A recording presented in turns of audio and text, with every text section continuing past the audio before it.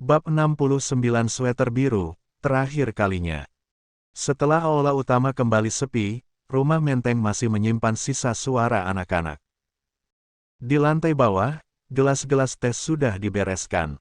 Meja panjang tempat Zuazu tadi hanya tinggal kain merah yang dilipat pelan oleh Bu Sri. Dari taman, tawa Lukas masih sesekali terdengar, bercampur suara Omaloh yang menyuruhnya tidak berlari terlalu dekat kolam. Liana berdiri di dekat tangga sambil memegang pena tua Adrianus Liem. Ujung jarinya masih terasa dingin, bukan karena udara malam, melainkan karena hari itu terlalu penuh. Penuh sampai ia tidak tahu bagian mana yang harus ia simpan lebih dulu. Mama. Kevin berdiri dua anak tangga di atasnya. Kemeja putihnya sudah tidak serapi tadi siang. Lengan bajunya tergulung, rambutnya sedikit berantakan karena seharian mengejar tiga anak kecil yang terlalu bersemangat. Namun di matanya ada sesuatu yang lebih tenang dari pesta, lebih pelan dari ucapan selamat. Ikut aku sebentar. Liana mengangkat wajah. Kemana? Kamarku yang dulu. Jantung Liana seperti tersentuh ujung jarum yang sangat halus. Ia tidak bertanya lagi. Kevin berjalan lebih dulu, tidak cepat. Seolah memberi waktu untuk Liana menapaki setiap anak tangga tanpa tergesa. Dari bawah, Isa melihat mereka.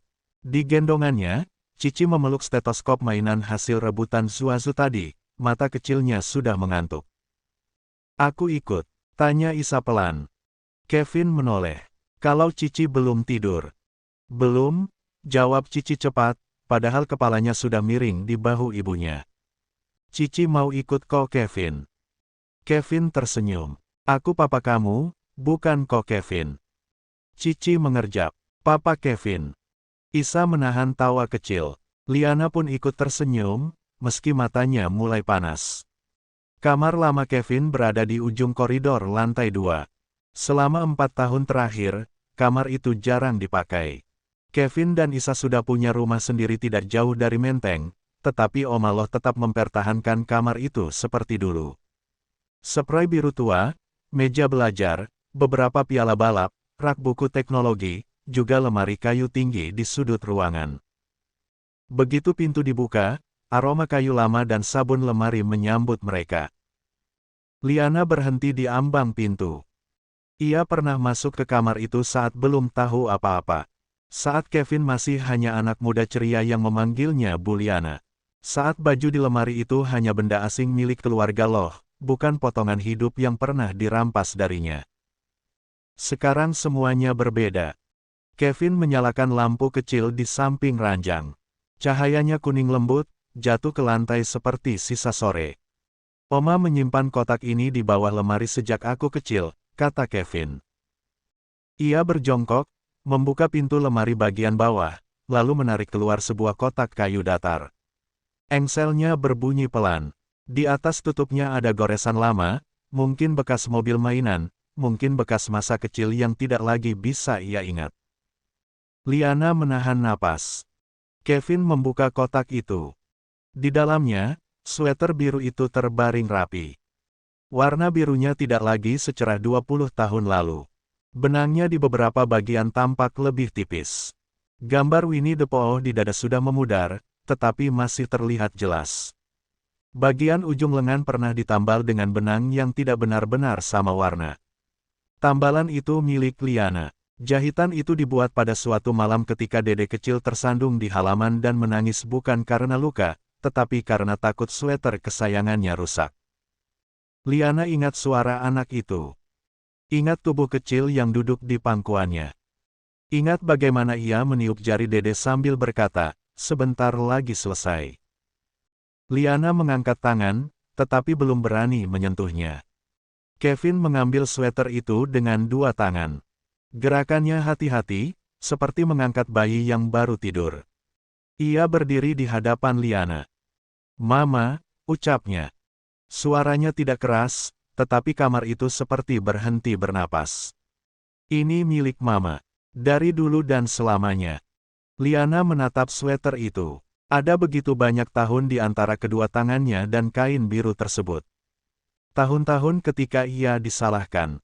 Tahun-tahun ketika ia mencari wajah kecil di terminal, pasar, kantor polisi, rumah sakit, panti, dan video yang ditonton orang asing.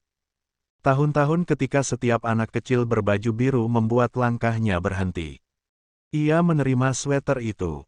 Begitu kain itu menyentuh telapak tangannya, sesuatu di dadanya runtuh tanpa suara. Tidak seperti saat ia menangis di depan semua orang ketika Kevin pertama kali memanggilnya Mama. Kali ini air matanya turun pelan. Panas, sunyi, tetapi tidak lagi penuh putus asa.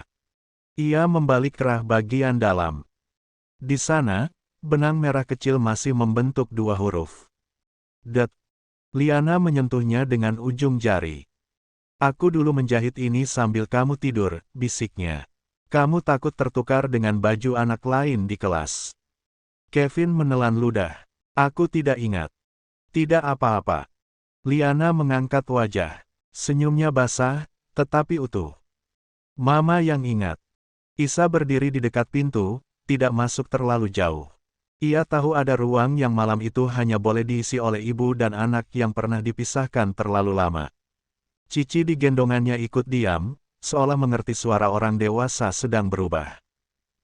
Kevin mengusap mata dengan punggung tangan, lalu menunduk lagi ke kotak. Masih ada satu lagi. Ia mengambil boneka kecil Winnie the Pooh dari dalam kotak. Warnanya lebih kusam dari gambar di sweater, bagian telinganya sedikit gepeng. Boneka itu tidak mahal, tidak mewah. Tetapi di rumah besar dengan piala dan dokumen perusahaan, benda kecil itu justru paling berat. Kevin memandang boneka itu lama. Oma bilang waktu aku ditemukan, aku menggenggam ini terlalu kuat. Perawat sampai susah melepasnya. Liana memejamkan mata. Ia ingat membeli boneka itu di toko kecil dekat pasar. Dede memilihnya sendiri, lalu memaksa tidur dengan boneka itu meski musim panas membuat lehernya berkeringat. Kamu bilang dia teman jaga malam, kata Liana. Kevin tertawa pendek. Aku tetap anak penakut ternyata. Kamu anak yang ditinggalkan di hujan. Wajar kalau kamu takut. Kalimat itu keluar lembut, tetapi membuat mata Kevin memerah lagi. Untuk waktu yang lama, ia hidup dengan cerita bahwa ia ditemukan. Malam itu, Liana tidak mau lagi menyebutnya sekadar ditemukan. Ia pernah ditinggalkan. Ia pernah disakiti. Tetapi ia juga diselamatkan, dibesarkan, dicintai, dan pulang. Kevin berbalik kepada Cici. Cici. Anak kecil itu langsung mengangkat kepala. Apa, Papa Kevin? Kevin tertawa sambil mendekat. Ini dulu punya Papa waktu kecil. Sekarang untuk Cici. Isa menunduk sedikit agar Cici bisa meraih boneka itu. Cici memegang Winnie the Pooh dengan dua tangan kecil. Ia menatapnya serius, lalu memeluknya ke dada bersama stetoskop mainannya. Ini sakit, tanyanya. Kevin berjongkok di depannya. Tidak, dia cuma sudah lama menunggu rumah baru. Cici mengelus kepala boneka itu. Sekarang rumahnya di Cici. Liana menutup mulut dengan punggung tangan. Isa mengalihkan wajah ke samping, tetapi Liana melihat jelas air mata jatuh di pipinya. Maaf, bisik Isa. Liana menggeleng. Jangan minta maaf untuk air mata yang baik. Mereka berdiri dalam diam yang tidak canggung. Dari luar kamar, terdengar Lukas berteriak memanggil Edwin, disusul suara Yiyi tertawa. Dunia tidak berhenti untuk luka lama, tetapi malam itu, luka lama akhirnya tidak lagi dibiarkan sendirian. Liana memeluk sweater itu ke dadanya. 20 tahun lalu, katanya perlahan, aku membungkus cintaku untukmu dengan sweater ini. Aku pikir kalau tubuhmu hangat, dunia tidak akan terlalu jahat kepadamu. Kevin menunduk, bahunya bergerak sekali. Sekarang sweater ini akhirnya kembali ke tanganku. Tapi yang paling penting bukan kainnya. Ia mendekat, lalu menyentuh pipi Kevin seperti ketika anak itu masih bisa duduk di pangkuannya. Anak laki-laki yang pernah memakainya juga pulang. Kevin tidak tahan lagi. Ia memeluk Liana. Pelukan itu bukan pelukan anak kecil yang mencari perlindungan, juga bukan pelukan pria dewasa yang mencoba kuat. Itu pelukan seseorang yang akhirnya boleh menjadi keduanya sekaligus. Mama, bisiknya di bahu Liana. Iya, Dede. Nama itu memenuhi kamar lama Kevin dengan cara yang berbeda. Dulu nama itu adalah lubang. Sekarang ia menjadi pintu yang sudah terbuka. Beberapa menit kemudian, Isa membawa Cici turun lebih dulu karena anak itu benar-benar hampir tertidur sambil memeluk boneka. Kevin menyeka wajah dan menarik napas panjang. Aku simpan kotaknya di sini. Liana melihat kotak kosong di lantai, lalu sweater di pelukannya. Kotaknya boleh di sini, katanya. Sweater ini ikut mama malam ini. Kevin tersenyum. Memang itu tujuan aku. Di depan pintu, ia berhenti sebentar. Mama tidak sedih. Liana menatap sweater biru itu.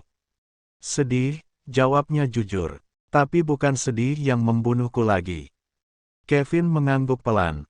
Setelah ia keluar, kamar menjadi sunyi. Liana duduk di tepi ranjang lama Kevin.